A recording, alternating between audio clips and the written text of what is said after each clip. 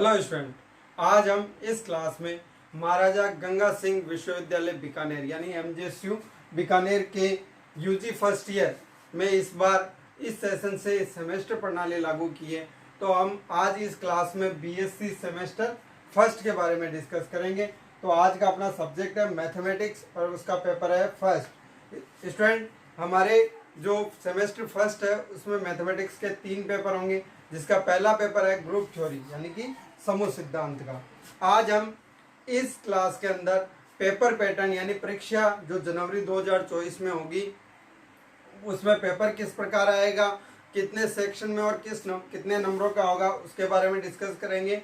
और इस पेपर का सिलेबस क्या है यूनिट वाइज वो आज हम इस क्लास में डिस्कशन करेंगे। तो सबसे पहले बात करते हैं हम कि पेपर पैटर्न। तो सबसे पहले तो बात करते हैं कि सब्जेक्ट मैथमेटिक्स का पेपर है फर्स्ट और कौन सा पेपर है, ग्रुप थ्योरी या समूह सिद्धांत। तो समूह सिद्धांत का जो पेपर है उसमें स्टूडेंट हमें 5 यूनिट्स दी गई है।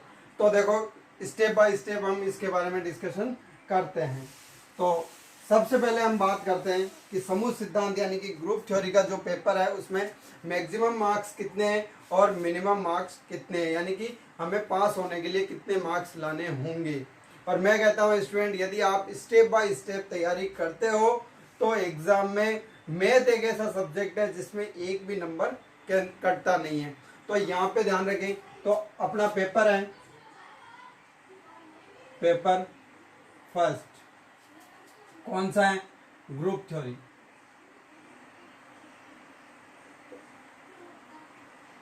या हम कह सकते हैं समूह सिद्धांत हिंदी मीडियम के लिए।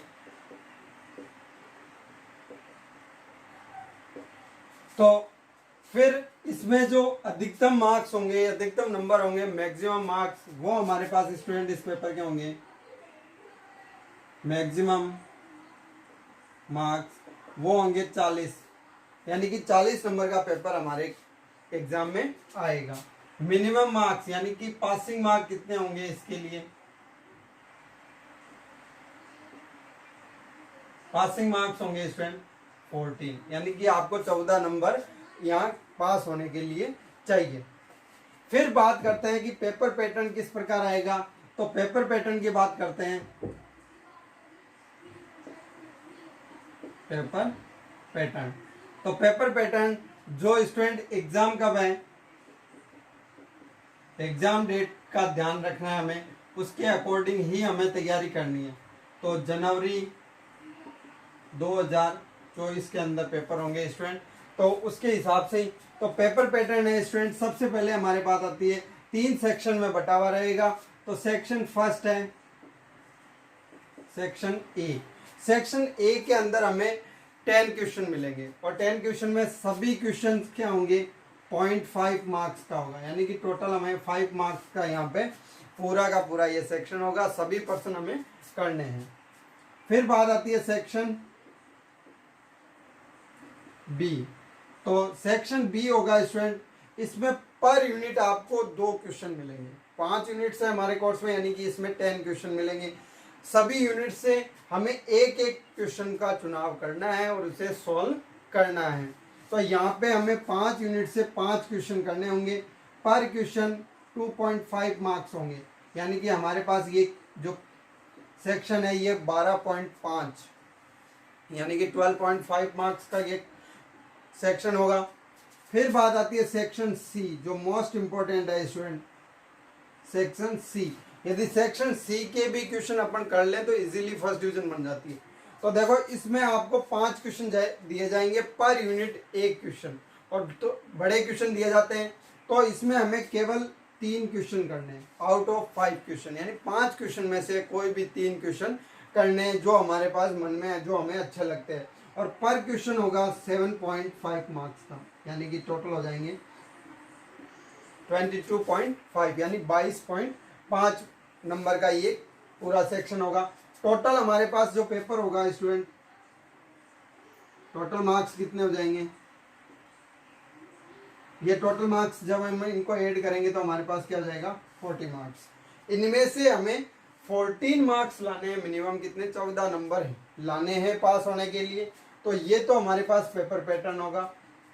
फिर बात आती है स्टूडेंट पेपर पैटर्न के अकॉर्डिंग ही हमें, जैसे हमने सेक्शन ए डाल दिया तो हमें सेक्शन ए के क्वेश्चन ही करने, ऐसा नहीं कि एक क्वेश्चन सेक्शन ए का किया फिर बी का कर दिया फिर सी का कर दिया फिर वापस बी में आ गए फिर वापस ए में आ गए। इस प्रकार से क्वेश्चन नहीं करना। जो सेक्शन करें उसके पहले हमें कंप्लीटली क्वेश्चन करने होंगे, फिर अगले सेक्शन में जाएंगे। सपोज करो सबसे पहले आपने सेक्शन सी लिख लिया, तो सेक्शन सी के आपको 3 क्वेश्चन करने हैं, तो वो 3 पहले करने हैं, फिर सेक्शन ए या बी कर सकते हो। सेक्शन में आप पहले कोई सा भी ले सकते हो, लेकिन जो सेक्शन आपने चूज कर लिया वो आप उस पहले उसी कंप्लीट करोगे। यदि आपको कोई क्वेश्चन नहीं आता उसके लिए जगह छोड़ दो और फिर आगे करो। यदि नहीं आता, कई के स्टूडेंट होते हैं सेक्शन ए करते हैं, आधा कर लिया, फिर बी करते हैं, फिर सी करते हैं और लास्ट में फिर ए सेक्शन के क्वेश्चन और कर देते हैं हमको, तो ऐसा कतई नहीं होगा। इससे आपकी मार्किंग कम की जाएगी, 1 नंबर आपका पर क्वेश्चन काट लिया जाएगा। यह ध्यान रखें, सबसे मोस्ट इंपॉर्टेंट है। कई स्टूडेंट होते हैं फिर कहते हैं हमारे क्वेश्चन में मार्क्स आए नहीं, हमारे पर्सन सही थे, हमने किए, लेकिन जो बाद में क्वेश्चन किए पहले तो उनको काटा जाएगा, और जो पहले हमारे पास सही क्वेश्चन थे जो 1 नंबर मिले उनमें से पर क्वेश्चन कितने क्वेश्चन किए हैं, पर क्वेश्चन आपको 1-1 नंबर का माइनस झेलना पड़ेगा। इससे आपके नंबर कम हो सकते हैं। अब बात करते हैं हम यूनिट वाइज। 5 यूनिट है स्टूडेंट इसके अंदर, तो यूनिट वाइज सिलेबस की बात करते हैं कि कौन सी यूनिट में कौन सा टॉपिक हमारे पास या उस टॉपिक से रिलेटेड हमारे क्वेश्चन आएंगे एग्जाम में। तो देखो आप इसे नोट कर लीजिए या इसको सेव कर लीजिए।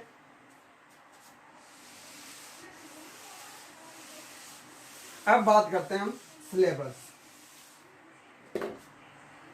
तो स्टेप बाय स्टेप यूनिट्स के बारे में सिलेबस करते हैं। तो हमारे पास पेपर तो है ग्रुप थ्योरी, या हम कह सकते हैं समूह सिद्धांत। यहाँ पे हम बात करेंगे सिलेबस की। तो सिलेबस क्या है, तो यूनिट वाइज हम सिलेबस की बात करते हैं। तो सबसे पहले बात आती है यूनिट फर्स्ट। तो यूनिट फर्स्ट है, तो यूनिट फर्स्ट में स्टूडेंट सेक्शन ए में 2 क्वेश्चन आएंगे, सेक्शन बी में 2 क्वेश्चन आएंगे जिनमें से कोई एक क्वेश्चन हमें करना है, और सेक्शन सी के अंदर 1 क्वेश्चन आएगा। तो आप इस प्रकार से, तो देखो इसमें क्या है, सबसे पहले definition and example of groups, यानी ग्रुप के एग्जाम्पल और डेफिनेशन की बात करेंगे, जो सेक्शन ए में हमें पता है कि इसी में पूछेंगे। Next general properties of groups. अब कई स्टूडेंट कहते हैं कि ये यूनिट में सिलेबस बहुत है। मैं कहता हूँ स्टूडेंट जनरल प्रॉपर्टीज ग्रुप्स है, जनरल प्रॉपर्टियां इतनी होती है ग्रुप्स की कि हम पढ़ते रहेंगे, एमएससी तक पढ़ेंगे तो भी ग्रुप्स की प्रॉपर्टी खत्म नहीं होती। तो यहाँ पे हमें जनरल प्रॉपर्टीज ही पूछी गई है, मोस्ट इम्पोर्टेंट जो इम्पोर्टेंट प्रॉपर्टीज होगी उनके बारे में ही हमें पढ़ना है, उससे रिलेटेड क्वेश्चन ही पूछे जाएंगे। फिर बात आती है स्टूडेंट यूनिट सेकेंड। आप नोट करते रहे सिलेबस। सबसे पहले पढ़ने से कोई भी पेपर की तैयारी करो, आपको उसका सिलेबस पता होना चाहिए, वो पेपर इजीली तैयार हो जाता है एग्जाम के लिए। तो सेकंड अपने पास है सब ग्रुप्स, यानी उप समूह,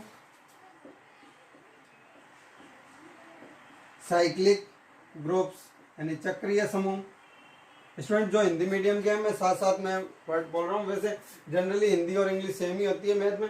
तो साइक्लिक ग्रुप या चक्रीय group, cosets, decomposition,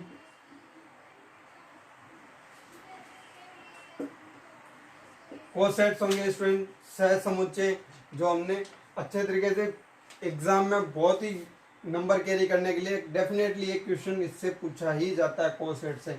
decomposition,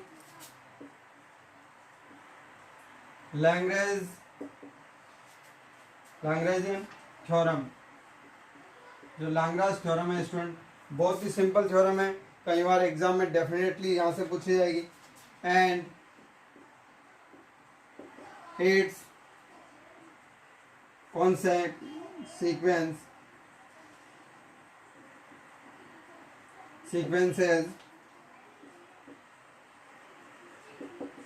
Fermat's and Euler theorems, format और आइलर थ्योरम्स भी इसमें पूछी जाएगी। तो लैग्रेंजियन, फर्मेट, आइलर थ्योरम्स है, इनमें से कोई एक थ्योरम डेफिनेटली आपको पेपर में मिलेगी। फिर बात आती है यूनिट थर्ड। तो यूनिट थर्ड है, तो यूनिट थर्ड में हमारे पास होमोमॉर्फिज्म, समाकारिता and isomorphism, homomorphism and isomorphism of groups. Student most important topic है। आप ये टॉपिक जब तक आपको गणित में पढ़ना है हायर क्लासेस में, और जब आप गणित से रिलेटेड कोई जॉब भी लिखोगे तो आपके पेपर में इस रिलेटेड इस टॉपिक से क्वेश्चन डेफिनेटली पूछा जाता है। और ये टॉपिक आपको केवल और केवल बीएससी फर्स्ट सेम में मिलेगा, आगे पढ़ने को नहीं मिलेगा। लेकिन इसके क्वेश्चन आपको हर बार हर एग्जाम में पूछे जाते हैं कंपटीशन में। तो ये आपके टॉपिक अच्छे से तैयार होना चाहिए। फिर बात आती है नॉर्मल, सब groups, quotient group,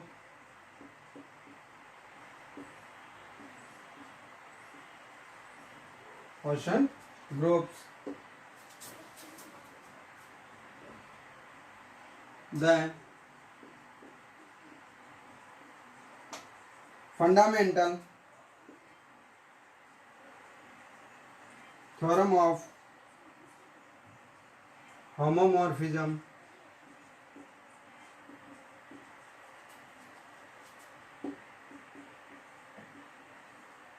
kernel of homomorphism,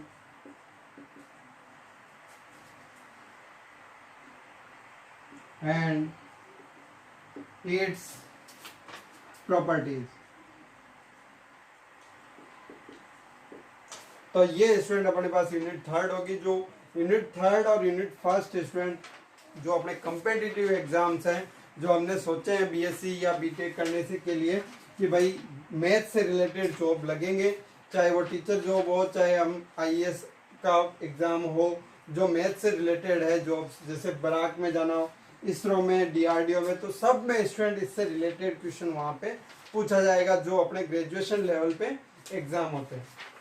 फिर बात आती है, तो आप इसे नोट कर लीजिए स्टूडेंट सिलेबस। अब हम बात करते हैं यूनिट 4 के लिए।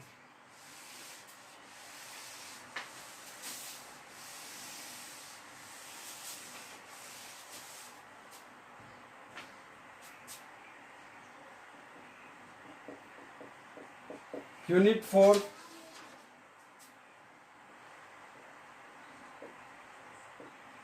परमुटेशन ग्रुप, क्रमचे समूह, even and odd,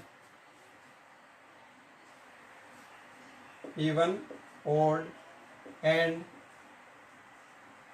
cyclic permutation.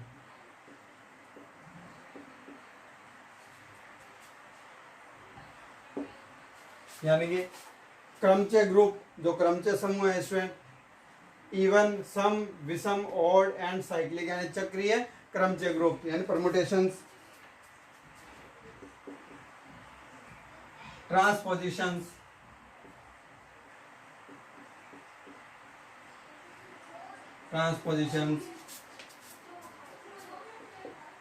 The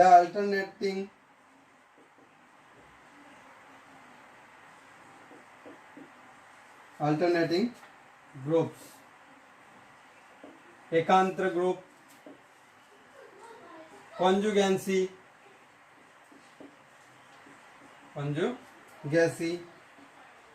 end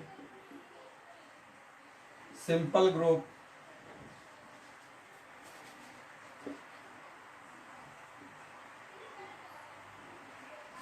next Cayley's theorem. तो ये स्टूडेंट अपने मोस्ट इंपोर्टेंट टॉपिक्स हैं जिनसे रिलेटेड एग्जाम में क्वेश्चन पूछे जाएंगे यूनिट 4 से। और स्टूडेंट यूनिट 4 है वो बहुत ही इस पूरे पेपर में सबसे सिंपल यूनिट होती है, तो वो यूनिट 4 है जिसमें सबसे ज्यादा मार्क्स कैरी होते हैं। अब बात करते हैं यूनिट 5। तो यूनिट 5 क्या दी गई है, तो उसके लिए देखो यूनिट 5 है student order of an element of A group and its properties. तो ये स्टूडेंट यूनिट 5 है कि किसी ग्रुप का कोई अवयव है उसका ऑर्डर क्या होगा और उससे रिलेटेड जो प्रॉपर्टीज है उनके बारे में हम यूनिट 5 में डिस्कशन करेंगे। तो ये तो स्टूडेंट हमारे पास जो बीएससी फर्स्ट सेम का सिलेबस है उसके बारे में। तो हमने आज की क्लास में बात की कि पेपर पैटर्न किस प्रकार है और इसका सिलेबस क्या है, जो 5 यूनिट्स के बारे में हमने सिलेबस डिस्कस किया। अब हम स्टूडेंट नेक्स्ट क्लास से इन सिलेबस के अकॉर्डिंग क्लासों को लेकर मिलते हैं। तब तक आप पढ़ते रहिए। Thank you.